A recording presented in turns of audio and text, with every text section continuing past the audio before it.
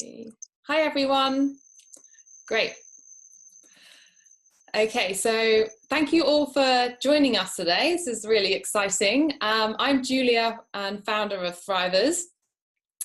At Thrivhers, we inspire and empower women to live the life they want. And for a lot of women, that means having children at some point, which is what brings us here today. I'm going to talk a bit more about that in a minute, but I just want to let you know that for those of you that haven't discovered the website yet, on thrivhers.com we have the inspiring interviews of women sharing how they were able to achieve the life they want. And recently we launched these online workshops to provide simple, proven, straight away applicable skills or knowledge to our amazing Thriver tribe around the topics of wellness, wealth and work.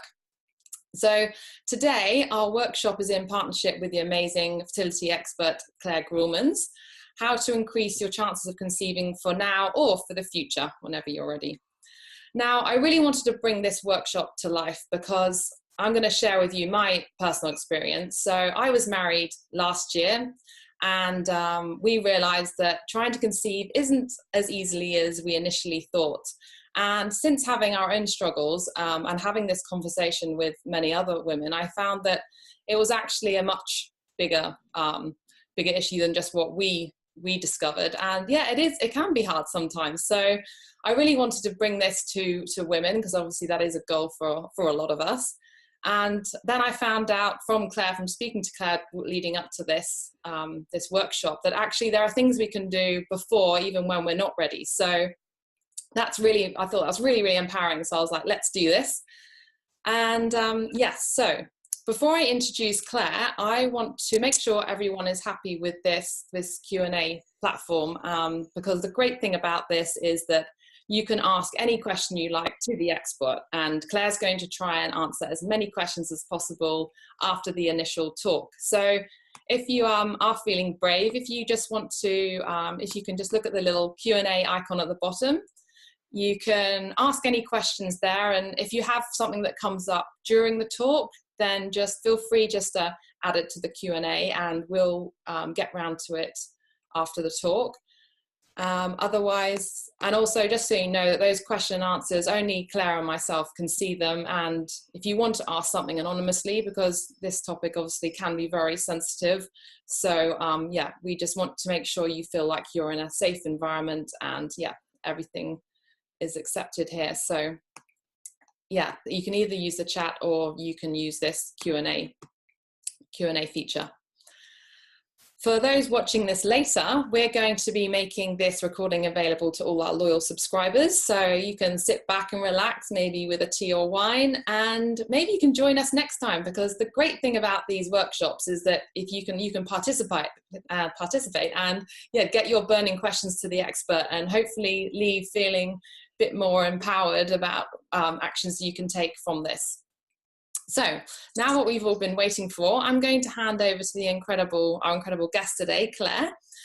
And Claire specializes in fertility, weight loss and wellness, and has 10 years of clinical experience. So it's wonderful to have her here with us today to talk about this topic. So something that can play a huge part in our lives if it's not now, when the time comes. So yes, hi Claire.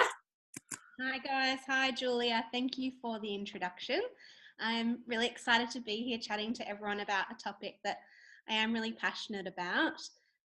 Fertility and reproductive health is a specialty area of mine, and I've enjoyed being a part of many couples' journey, bringing healthy babies into the world over the last 12 years or so. So tonight I wanted to talk about 3 general areas of fertility where the importance of nutrition, diet and herbal medicine can play a really significant role in enhancing your chances of conceiving naturally or in combination with IVF treatment. And it's not just about that conception process, but it's about having a healthy pregnancy and also having a healthy baby and healthy child at the end of it, because the conception process is just really a small part of the journey. So with fertility, it can be a topic that some people feel a little bit afraid to discuss amongst friends, or they might experience some shame or a lot of sadness if they've been trying for a long time. And my role as a naturopathic practitioner is really to open up that discussion and make my patients feel comfortable. And so tonight I wanted to, like Julia said, empower you guys so that you've got some knowledge whether or not you're trying now, or if it's something that you're thinking about in, months or even years to come. So the annoying thing is that often it's the woman that bears the brunt of the testing and the emotional turmoil of the process. But if you guys take anything away from tonight, the most important thing is that the fertility journey really is 50-50, split between the sperm health and the egg health. So if your partner or the sperm donor or whatever area that little swimmer is coming from hasn't been tested prior to conceiving and there are difficulties conceiving, please make a point of having that done, because it can just save so much time and effort, and it might be something really simple that your partner might be able to change in his diet or lifestyle before you start all of the invasive testing. So the information which I talk about with my patients is ovarian and egg health, uterine and hormonal balancing, and of course sperm health. So I'm going to chunk it down into 6 separate areas tonight. So I'm going to talk about coming off contraceptives if you've been on them, cleansing, particular supplements used to enhance those 3 different areas, so the egg health, the uterine health, and the sperm health, and identifying underlying reproductive issues. That's another area that I would like to spend a little bit of time talking about. Diet and my top 10 foods for fertility health, lifestyle interventions, and herbal medicine. Actually, so there's 7 points that I'm going to discuss. So coming off contraceptives, ideally we want to give the body at least 6 months before coming off the pill or an IUD or an implant, because it gives the body at least 6 menstrual cycles, a chance to, cleanse out excess uterine tissue that may have built up over years of skipping periods or just synthetic hormonal manipulation. So if that sounds like a long time, you just need to remember that the cellular health of an egg for us women, it takes 3 months for that to mature. So sometimes after coming off the pill, we can have what's known as a bit of an egg dump, and there can be a large load of eggs released into the body all at once, and you do have a high chance of actually conceiving in that time frame. And this often happens for women, in my experience, between the ages of 28 and 32. For women over 35, it's very rare that I have seen that in clinic, but I'm sure that the possibility is there. So so coming off the pill or your contraceptive medication is a really important part of the journey. So when you're planning to fall pregnant in the future, really please give yourself a good amount of time to allow for the body to just sync up naturally with what its normal rhythms are, because there may be underlying conditions that have been masked by taking the pill or other contraceptives that we need to identify, treat, and allow the body to heal before trying to actually have a baby. So that leads me into my next point, which is cleansing. So it's a bit of a faddish term, but it is a really important part of a fertility program, not just for our reproductive organs, but for our digestive system and for our livers. Our liver is one of our primary metabolic and detoxifying organs. And again, if you have been on any synthetic contraceptives, the liver processes all of those hormones. So we want to really nourish it, clean it out, and allow it to have a good break from not just the medication, but from dietary toxins as well. So if you do want to make any notes, now might be a good time to get out typing on the keyboard or a pen and paper. So the basic premise of a naturopathic cleanse is to remove inflammatory foods. So when working with fertility clients, I really like to take out all caffeine, all alcohol, all gluten, dairy, sugar, trans fats and vegetable oils, and in most cases red meat as well. And I like to do that for a 6-week stint at least.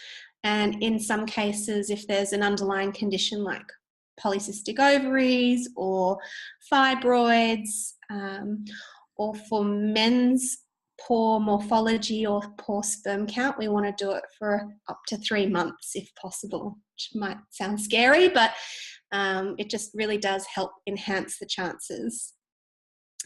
So cleansing, the dietary points are the most important, and then under the guidance of a practitioner you can add in herbal medicine and teas and things that are going to actually support and enhance methylation pathways and detoxification pathways. But the most important part is just removing those inflammatory foods.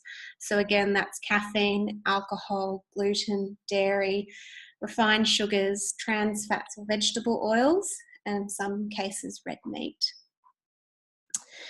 So supplementing with vitamins and minerals is a really fantastic way to boost ovarian health, which is where those little eggs are developed. So particularly egg health and cellular egg health, and also for testicular health and spermatogenesis, so the production of healthy sperm cells.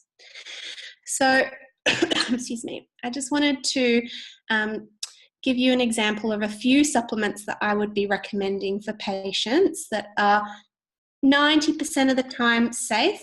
If someone is on warfarin or on really heavy-duty antidepressants or other cardiovascular drugs, it's very important to seek the guidance of a practitioner. But in most cases, the supplements that I'm going to recommend will be safe for most people to take.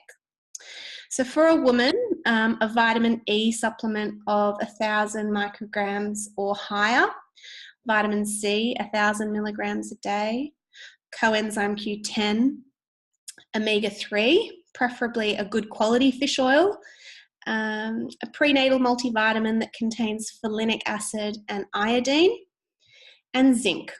So they're just a few basics that are really important for promoting the antioxidant status of egg cell health. So for example, if you were trying to conceive in 3 months, you would really, really want to be starting to take all of those supplements beforehand,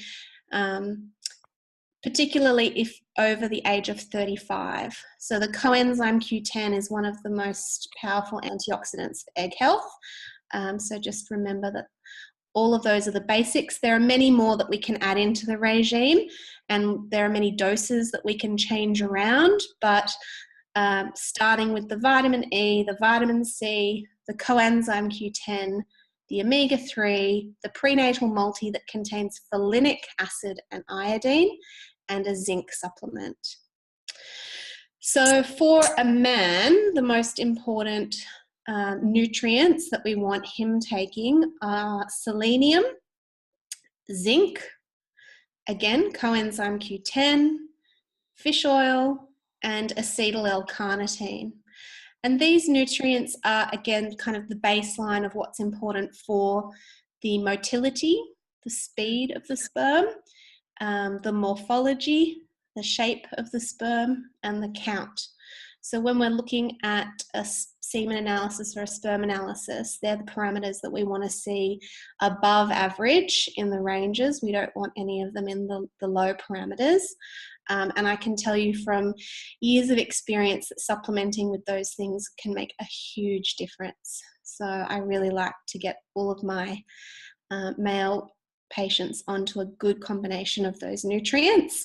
You can get combination supplements, but I prefer to do them separately in most cases.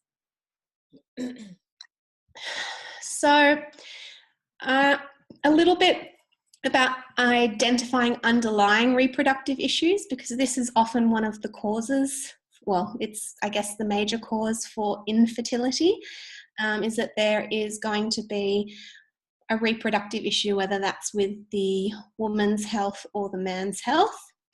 Medically, infertility is diagnosed after 12 consecutive tries of conceiving. And, you know, trying for a baby, it can simply just happen like that when the stars align and things are perfect, or it can take years, and that can be a very arduous journey because it's such an emotional investment that we're making when we're ready to make that choice to have a child. We're ready to have it happen, but in many cases the body isn't quite ready for whatever reason. So we want to identify what those reasons might be. So the 3 people that can support you in this journey is a naturopath or nutritionist, a general practitioner if they've had experience with fertility or family planning, or a fertility clinic. So an important part of underlying these reproductive issues naturopathically for me is supporting my patient's nervous system, because our adrenaline and our stress hormones can really amp up at this time when we've got that emotional investment. So a couple of things that I like to use that aren't always safe for everyone. So again, it needs to be checked with your practitioner, but magnesium, and then some herbs like passion flower, lavender, oats, and in some cases St. John's wort. And that just helps to keep the stress hormones at bay. And those stress hormones are really huge inhibitors of sex hormones. So when we're surging with a lot of anxiety, or, you know, working really long days, or not getting our 8 to 9 hours sleep every night, those hormones can basically put a big block up and inhibit the ones that we need to ovulate or to support healthy sperm production. So naturopathically, we address the lifestyle issues as best we can, but we also want to support the body's system and those hormones that might be surging through and preventing that conception from taking place.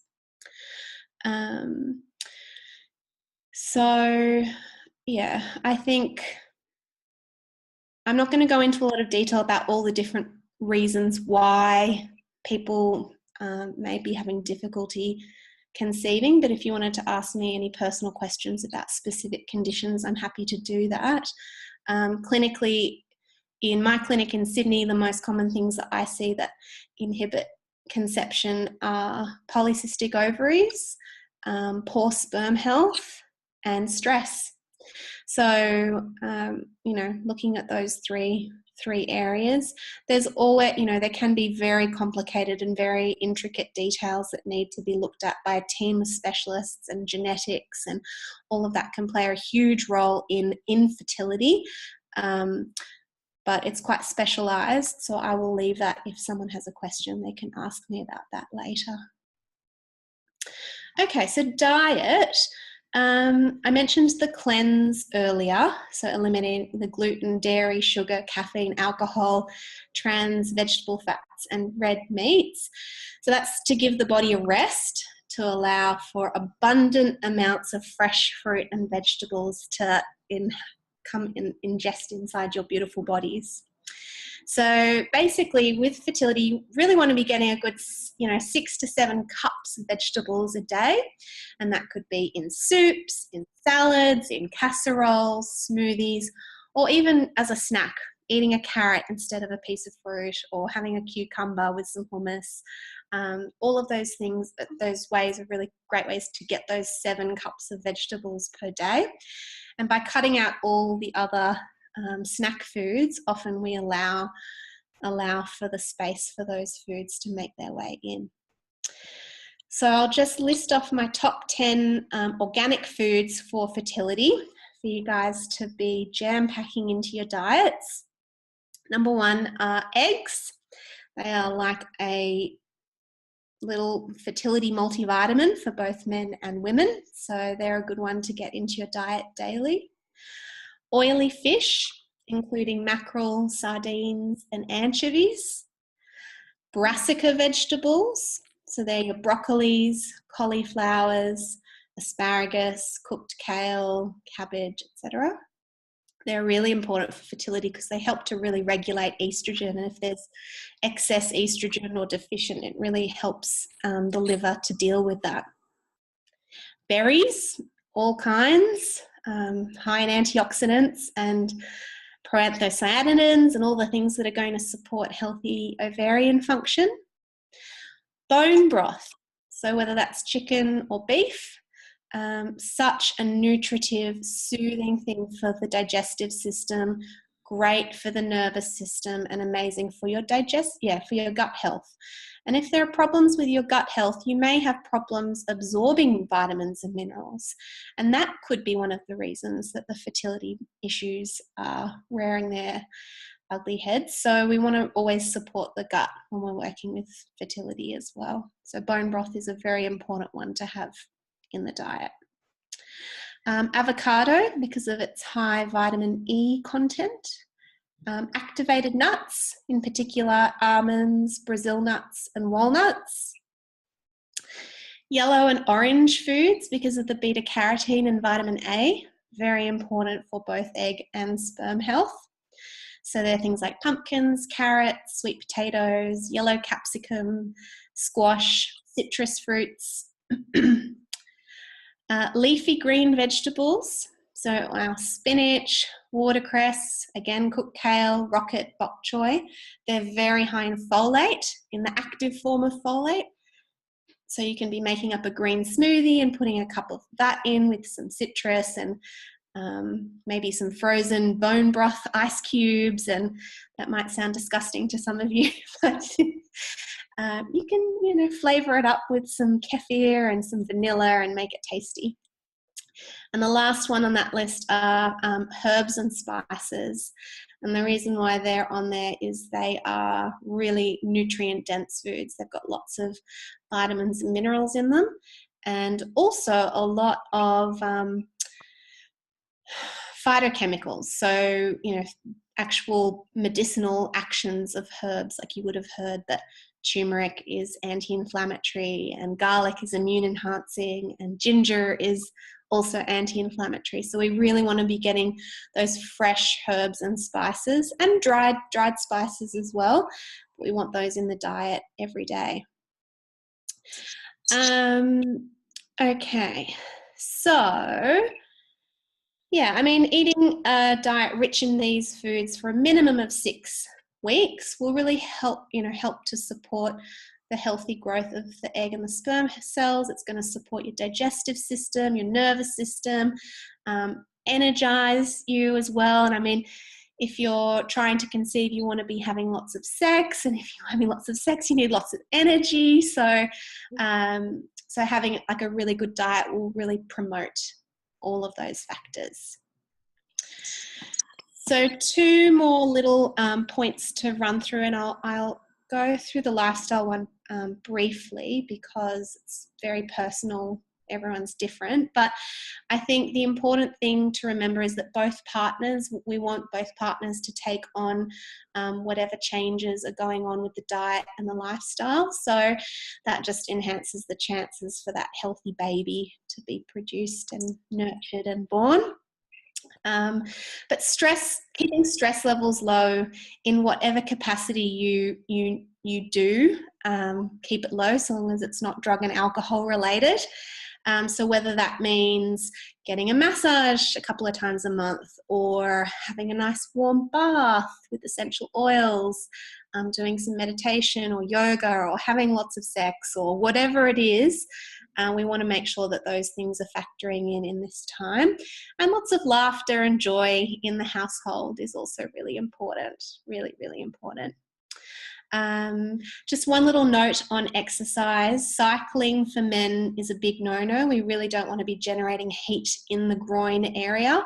So if they're a cyclist, they ideally just switch to walking or running, or going to the gym and doing some circuit training instead. and no hot saunas or hot baths or tight underwear for the men.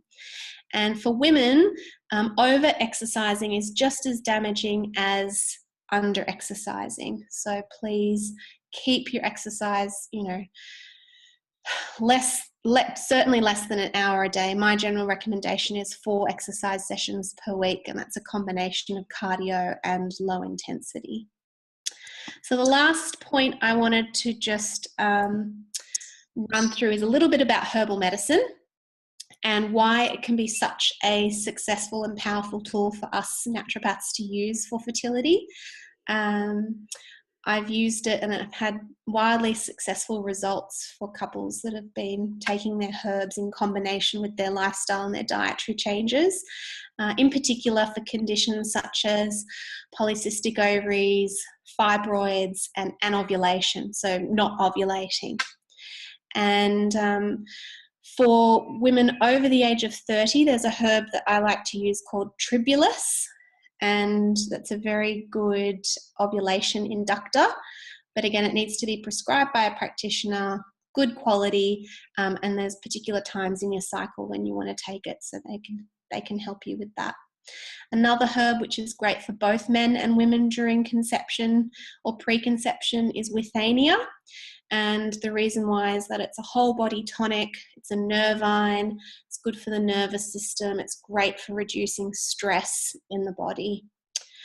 And I think they're the 2 major herbs. Oh, the last herb that I find really important for both men and women is St. Mary's thistle. And the reason why is that it is a very strong antioxidant for the liver. It's also a detoxifying agent, so the dosage will depend on, your body's toxic load and what else is going on in your lifestyle. But I often use that in my tonics to support both men and women. I think the important thing to remember is that, all of these things work best when under the guidance of someone that knows you and your body and your medical history. So please take that into consideration after tonight's talk. There are many more remedies and supplements and tricks that I've got up my sleeve and other practitioners have up their sleeves, but tonight's really about giving you a bit of information that's going to empower you and enlighten you about why healthy eating can be so supportive for fertility and preconception. And if anything, if you can take away 3 things that I've said from tonight, you know that your cells will just be that little bit healthier. So I'll wrap it up there, Julia, if that's okay. Hi, yeah, that was absolutely amazing. I had trouble writing down all the vitamins and herbs, so it'd be great if after the session maybe you could provide a list and I'll put it on my website, so in case other people would like to access that too, that'd be awesome. Sure. Okay, brilliant. Yeah, it's nice to hear that the men have got a bit to do as well. That's right. So yes, we've already had a few questions come in, so let's kick off with a few of those. So first one, is how fertile you are related to your parents' fertility? Do genes play a part? Okay. Yes, genes and genetics and epigenetics play a huge role in our fertility. Depending on your family history and what that genetic background looks like for you, my best advice with parental background is to find out what age your parents had their children, at what age your mother may have gone through menopause, and to find out if they had had any miscarriages. And one really simple genetic test that we can have done that costs about $50 through the GP is a gene test called MTHFR. And I typically have that checked with my patients who have experienced early or multiple miscarriages. And it is a gene that expresses to do with methylation, so how your body processes B vitamins essentially. So it can give us a really good indication whether or not you need to be supplementing with an activated folate, or if you even need to be seeing someone like a hematologist to run further genetic testing. So that's MTHFR, and that's a really important test for miscarriage or multiple miscarriage. Genetics, if your parents have had, many children, that doesn't mean that you're going to have many children, because we need to take age and overall health and well-being into the picture. But it's a good sign if they've had some children, which they would have if we're here. So Okay. So I've got another question here. I'm just going to take it from our Q&A. What's the best time in a woman's life to freeze their eggs? Apparently before we're 30. So, fertility experts will say, ideally at the age of 27, but definitely before the age of 30. They tell us that from the age of 30, our egg supply will drop by 75%, and it will decline quicker from that point onwards. So there's no really happy answer to that, but before 30 is the best time to freeze eggs. Okay. Wow, God, I didn't realise it was that young, actually. I think that's really great to realise. But obviously, I read somewhere that for the norm, a lot of people are waiting till they're obviously later on, and but interesting. Okay, so if another one here, if fibroids obstruct the fallopian tubes, is there any treatment, sports, eating habits that can help to reduce fibroids or increase the chances of getting pregnant? 100%. So the intramural fibroids can block the fallopian tube, which can inhibit ovulation. So naturopathically, I've personally treated patients with this condition and had great success. There's a product that I use called Fibrofem, and it's by a brand called MediHerb, and I use quite a high dose of that with my patients that have got obstructive fibroids, and it can literally shrink the size of the fibroids. I've never had anyone completely remove the fibroids through herbal medicine, but shrinking the size of them and allow for a healthy conception can certainly happen. So Fibrofem by MediHerb is a great product to support that. Diet-wise, we want to be looking at essentially that cleanse style diet for a good 3-month chunk of time, because we want to reduce inflammation as best we can. And we also want to really increase all of those brassica vegetables. So the ones I mentioned, the broccolis, cauliflowers, cooked kales, asparagus, etc., because they will help to clear excess estrogen from the body. Okay, great. Okay, next one. What natural remedies are best for encouraging ovulation? So the Tribulus herb that I mentioned before is a fantastic ovulation inductor, and normally I would use that between day 10 and day 14 of a woman's cycle, providing that they are having a regular menstrual cycle. And coenzyme Q10, and also acetyl L-carnitine, which I mentioned for the men's reproductive health, but that can also be a really great ovulatory antioxidant and inducer as well. So in addition, the other nutrients that I mentioned before, like vitamin E, vitamin C, omega-3, zinc, all of those things, because it's not just about having an egg released, it's about why isn't that egg being released? Is it because there is an obstruction? Is it because there's a deficiency in progesterone or an excess of estrogen or too much prolactin in the body? So we need to look at what's going on hormonally and have all of that tested and checked at particular points in your cycle. and then using those nutrients therapeutically at high doses, depending on, what that hormonal trigger might be. Okay, that sounds great. Okay, so next question. How suitable is a vegetarian minimal meat diet for conception and IVF? Providing it's not jam-packed full of sugar and grains and like really high on the carbohydrates, it's great.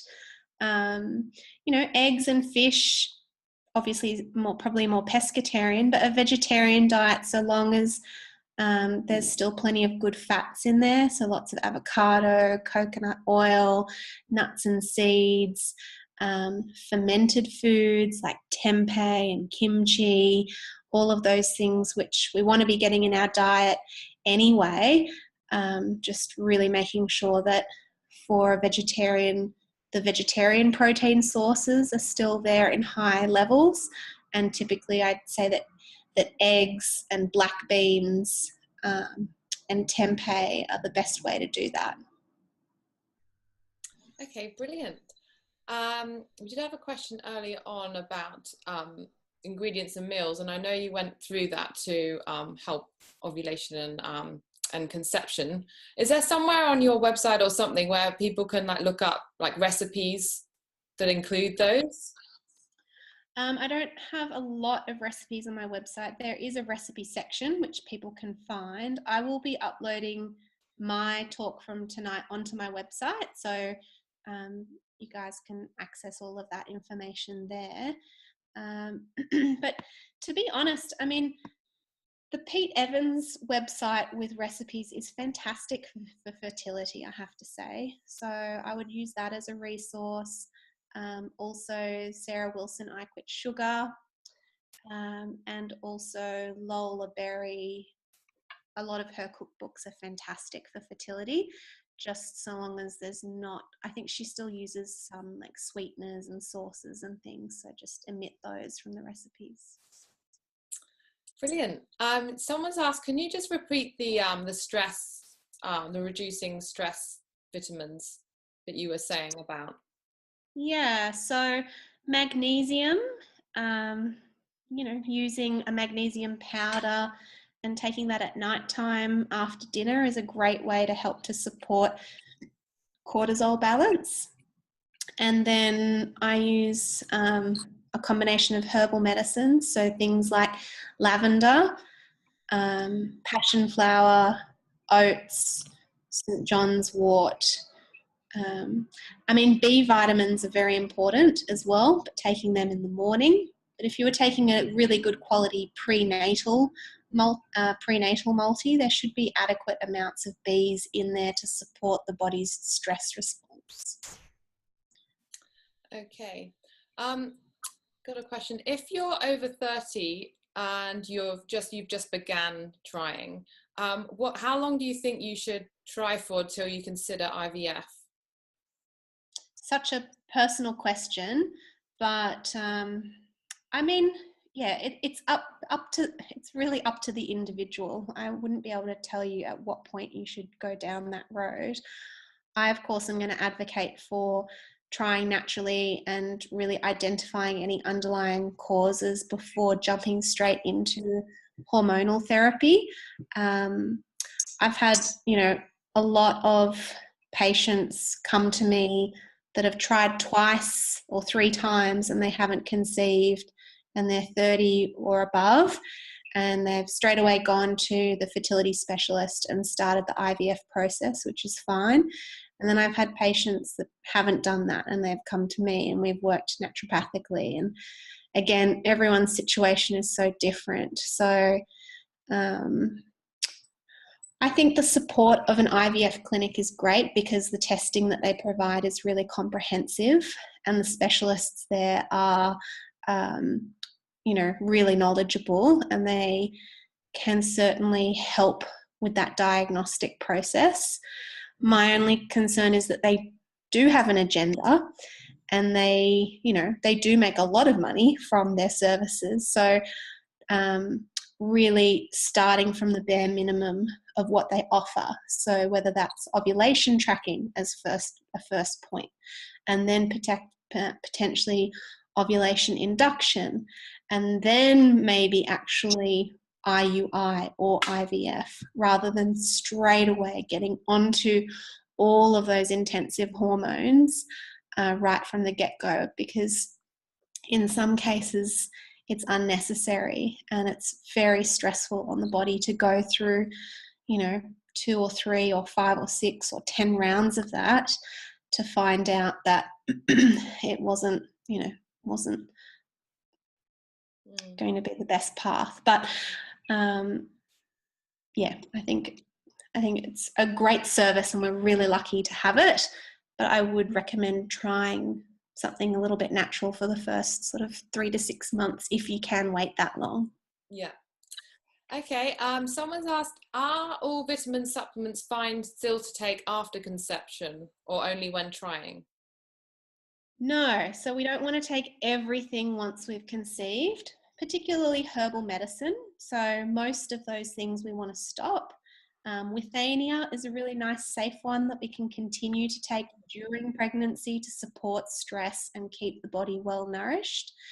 But any other herbal medicine, unless it's been prescribed by a practitioner, cut that out. Nutritionally, once you've fallen pregnant, the main things that you want to be supplementing with is a good quality prenatal multi or multivitamin that contains the folate and the iodine in it. In addition, a good quality fish oil supplement is really beneficial, and then often a probiotic. And keeping it at those 3 for the first trimester, and then into the pregnancy, there are other things that we look at introducing, like iron or calcium or magnesium. Okay, brilliant. Someone said, is primrose oil safe to take while trying? Because there's been mixed reviews that they've read. Yeah, it depends on the person. So why are you taking primrose oil in the first place? Is it for painful periods? Why are you getting the painful periods? Is there endometriosis or are there fibroids? I think taking evening primrose oil in the right person is fine and safe to take.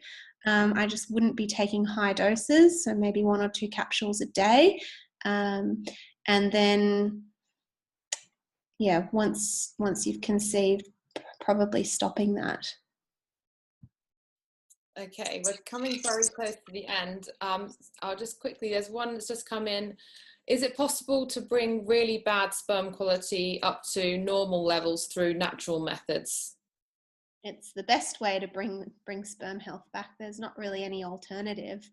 But yeah, I mean, for men, cutting out the alcohol, cutting out the trans fats, and really jam packing as many veggies in as possible makes a huge difference. So I haven't had a sperm analysis that I haven't improved yet. So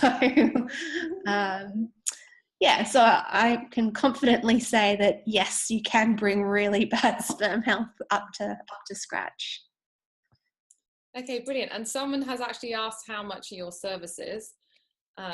So do you want to say that here? Or yeah. So I have face-to-face or Skype consults, and it's 180 for an initial consult and 110 for a follow-up.